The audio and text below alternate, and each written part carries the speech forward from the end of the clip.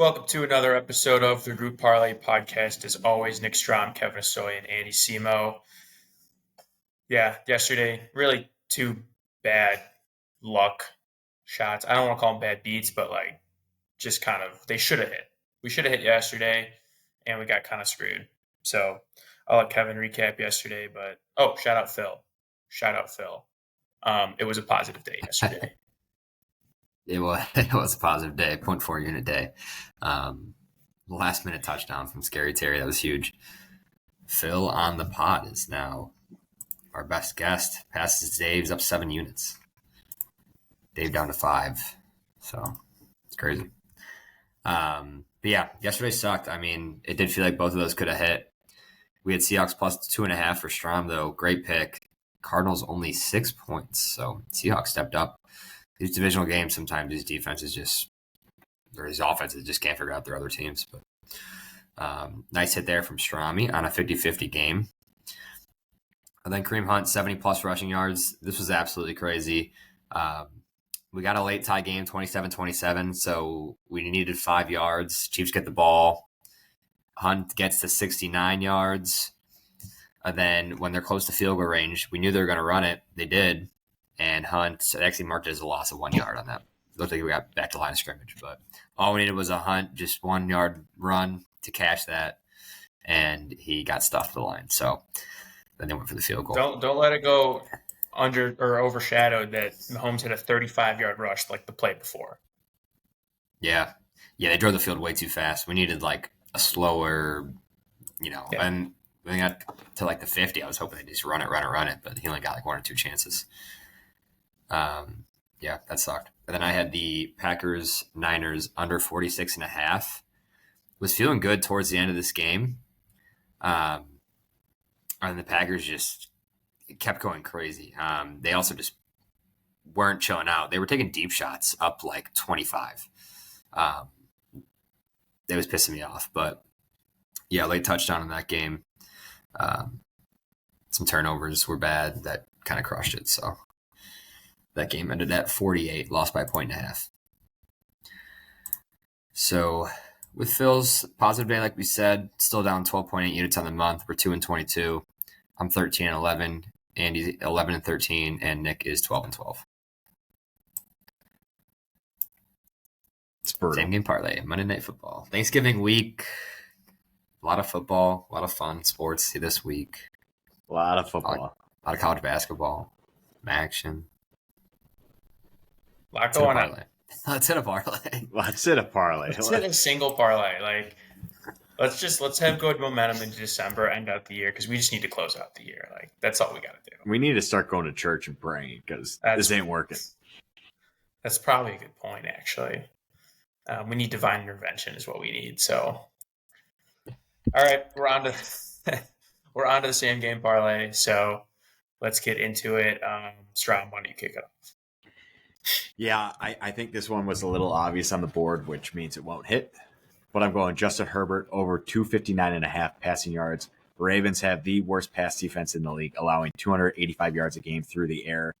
They've allowed 8 of 11 quarterbacks to go over this number. Herbert has been coming out of late. They've been throwing the ball a lot more. He's gone over in 4 of his last 5 games.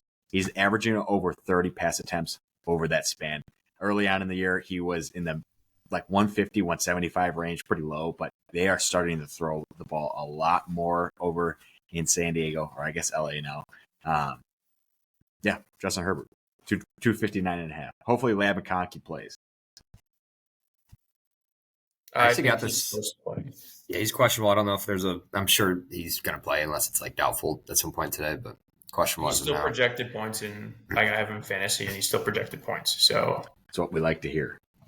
Or it's going to be a Quentin Nelson or Quentin Johnston legacy game. Yeah. Could be. Will Disley. All right. I'll just dovetail mine into yours, Strom. So I'm going kind of the inverse. I'm going Justin Herbert under 21.5 rush yards. So the Ravens, they have the second best run defense in the league. They're averaging allowing under 80 rush yards per game, which is great. Justin Herbert has hit over this number in his last 3 out of 4. In fact, he's blown past the number with 32, 65, and 49 in 3 out of the last 4. But before that, I mean, he wasn't getting into the 20. He was getting a lot of zeros. Like, he just really hasn't been much of a runner. In fact, he's actually on pace to have the highest yards per game rushing in his career at 18. So still well under the number. But what I love about this is against some of the quarterbacks that the Ravens have played, they've only allowed over this number 3 times, and it was to Bo Nix on 6 attempts, Jaden Daniels on 6 attempts, and then weirdly enough, Baker Mayfield. They held Josh Allen to only 21, Mahomes to only 3 yards, Justin Fields to 17, Joe Burrow twice, total of 7. So these obviously aren't like the number one runners, but they're guys who are known for taking off. They're kind of similar to Justin Herbert. And then the last thing is, I don't think that the Chargers want Justin Herbert running this much. If he goes down, they're screwed. Like, they have no chance of making up that offense. He only played 14 games last year. He's been pretty solid, a consistent player, but if he goes down, they're screwed. So I don't think they want him running all that much. So under 21.5. Yeah, like we talked about, I didn't like this pick when you sent it, and then I looked into it more because I was just going off 3 of the last 4, but I actually found the stat I saw earlier. He's failed to hit today's number, 21.5 is what they used, in 7 of his last 8 versus top 10 defenses. So get a competent defense, and especially the Ravens are good up front, so they shouldn't let him loose. They have that secondary, obviously. You swung my vote a little bit. I don't hate it as much. It's a weird one. No, it's definitely like it's one. It is play. a weird one. It is a weird one. It's going to be one play. If he's going to get it, it's going to be a 25-yard ring. Our luck, we're going to get screwed.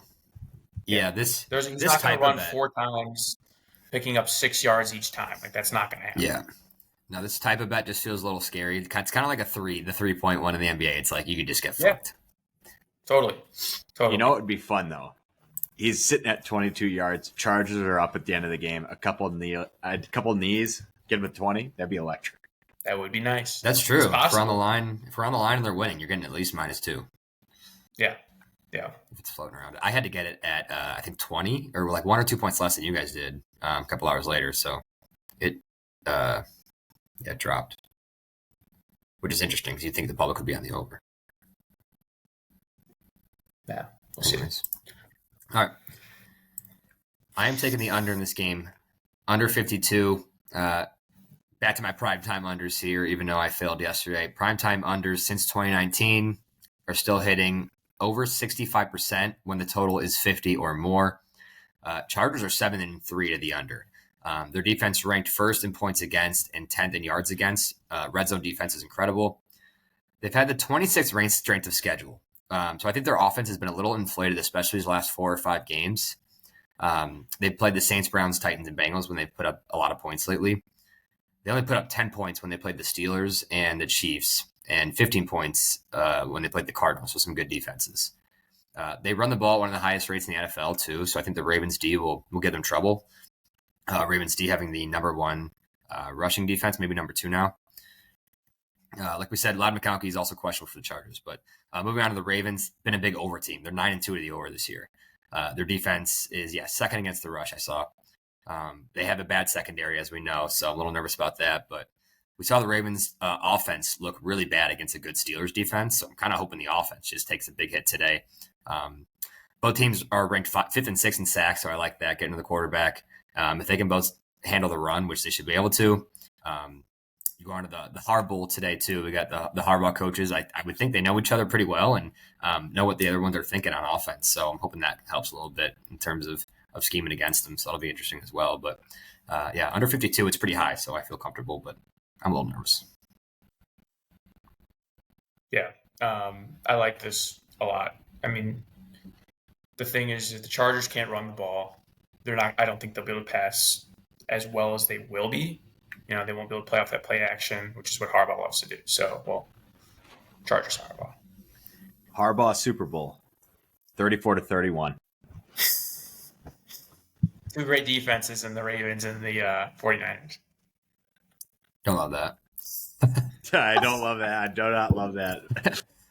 That's also like that's 5 or 6 years ago. It's a long time. Yeah, and 2 amazing that teams. was 11 years ago. 11 years ago. Irrelevant stat. It's somewhat relevant. A little Defensive bit. teams. Defensive teams. All right. So to recap our picks, we got Ravens Chargers under 52 at minus 132. Justin Herbert under 21.5 rush yards at minus 130. And then Justin Herbert over 259.5 pass yards at minus 130. Comes out to plus 525. And there's a boost. I think it's a 33% boost. Brings it up to 698. So almost plus 700. That would be a fun hit. Get us back into like, hey, we're only down single digits. Yeah, I think there's going to be a lot of boosts this week, I would imagine. Just Thanksgiving and all that crap. So if we can just do what we did in like mid-September, we hit 3 boosts like within a week and just went crazy. And that was our last good month. So we just need that. We're so freaking due. We're so due to do it too. Maybe the beginning of December is going to just be bananas, and then we'll lose 15 in a row again. So yeah, I think NBA will start getting good for us too. I'm sure you'll get dialed in NHL. So I'm not bad product. Not that I hate the right NBA. I'm out on the NBA right now. I've been hating it. The good teams all suck. There's no consistency. Can't bet on it. Nope. Sounds like we're betting NHL. College basketball, baby. College basketball. UConn 130 if you want some daytime action today. All right, boys. Let's get it. All right. Let's get it.